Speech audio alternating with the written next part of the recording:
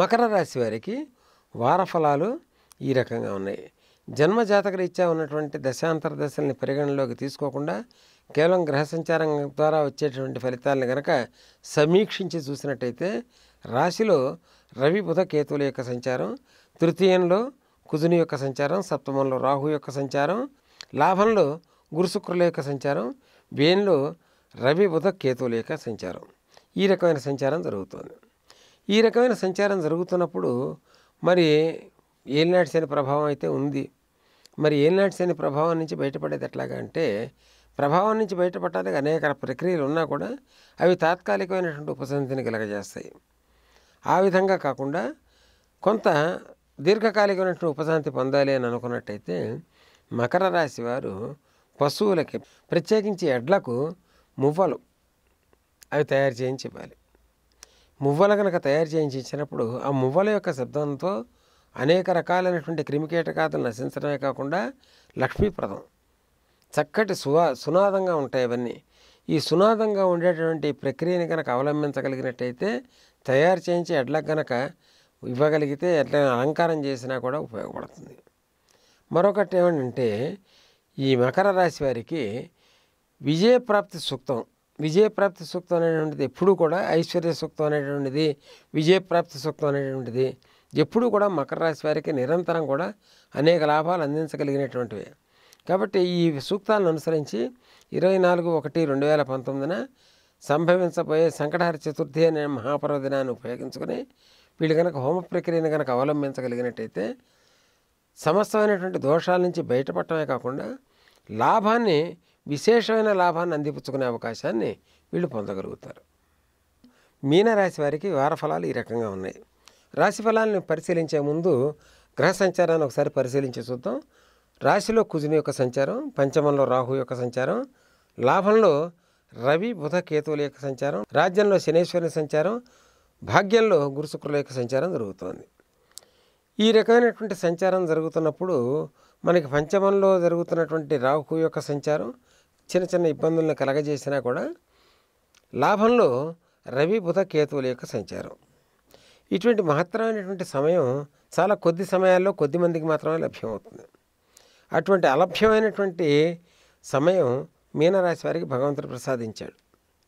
ఈ ప్రసాదించినటువంటి సమయాన్ని సద్వినియోగం చేసుకోవాలి అంటే 24/1/2019 మనకు అందుబాటులోకి రానున్నటువంటి సంకటహర చతుర్థి మహాపర్వదినాన స్వర్ణపాశుపతం అనేటువంటి ఒక మహాపాశుపత మంత్రాన్ని ఉపయోగించి వీళ్ళు హోమం కనుక చేయించుకోగలిగినట్టయితే ఇంట్లో ధనప్రాప్తి, స్వర్ణప్రాప్తి ఉండటమే కాకుండా అనుభవించగలిగినటువంటి ఐశ్వర్యం, చెదబట్టనటువంటి ఐశ్వర్యం వీళ్ళు పొందే అవకాశాలు ఉంటాయి.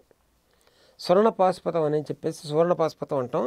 సువర్ణపాశుపతం అనేటువంటి ఒక మహామంత్రాన్ని ఉపయోగించి కనుక వీళ్ళు కనుక హోమం చేయించుకోగలిగితే, లేదా స్వయంగా చేయగలిగిన ఈ రకమైనటువంటి ప్రక్రియ ద్వారా అనేక రకమైనటువంటి లాభాలు వీళ్ళు పొందే అవకాశం ఉంటుంది.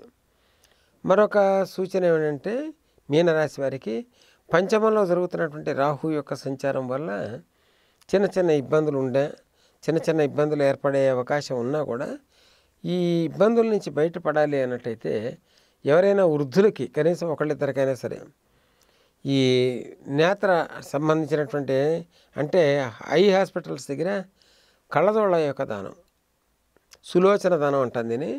సులోచనాలు అంటే ఆ కళ్ళజోళ్ళు. ఈ కళ్ళజోళ్ళు కనుక దానం కనుక చేయగలిగినట్టయితే పంచమంలో సంచరిస్తున్నటువంటి రాహు యొక్క సంచారం ద్వారా మన పిల్లలకి ఏదైనా అసౌకర్యం కలిగే అవకాశం ఉన్నట్లయితే ఆ అసౌకర్యాల నుంచి పిల్లల్ని సురక్షితంగా ఉంచే అవకాశం ఉంటుంది.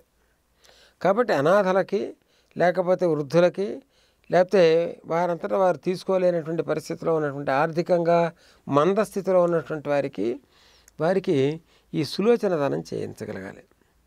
అది 1 కానీ 2 కానీ 2 కానీ 3 కానీ 4 కానీ ఎంతమందికైనా యథాశక్తి, ఇంతమందికే చేయించాలి అనే నిర్దిష్టమైన నియమం లేదు. కాబట్టి ఎంతమందికి చేయించినా కూడా అది విశేషమైనటువంటి లాభప్రదంగా అది పరిణమించి ఈ మీనరాశి వారికి జీవన సాఫల్యత చేకూరుస్తుంది.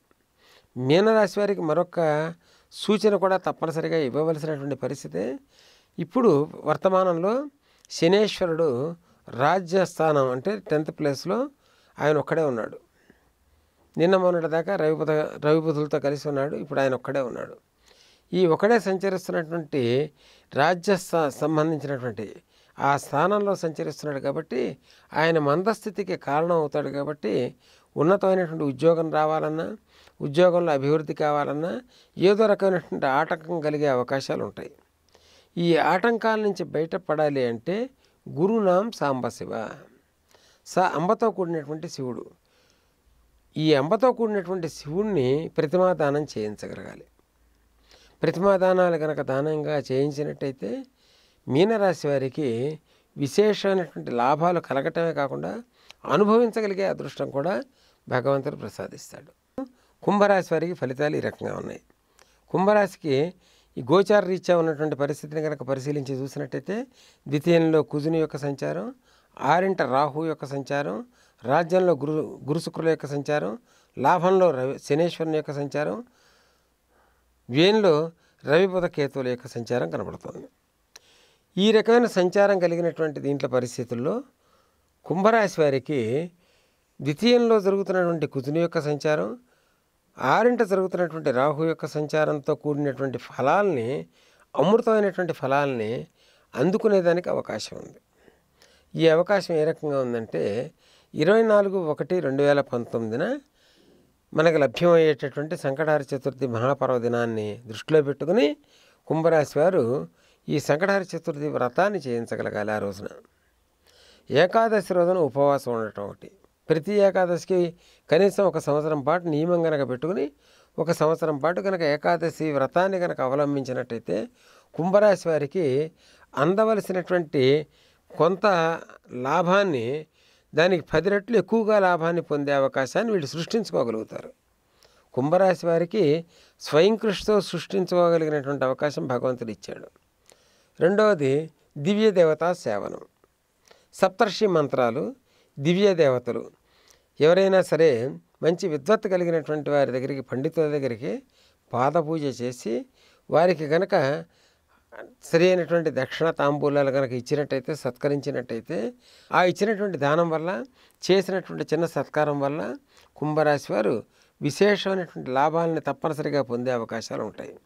అంటే పొందవలసిన రూపాయి లాభానికి కనీసం 10 రెట్లు ఎక్కువగా 10 రూపాయల లాభాన్ని పొందగలిగే అవకాశం కుంభరాశి వారు ప్రయత్నపూర్వకంగా చేసుకోగలుగుతారు.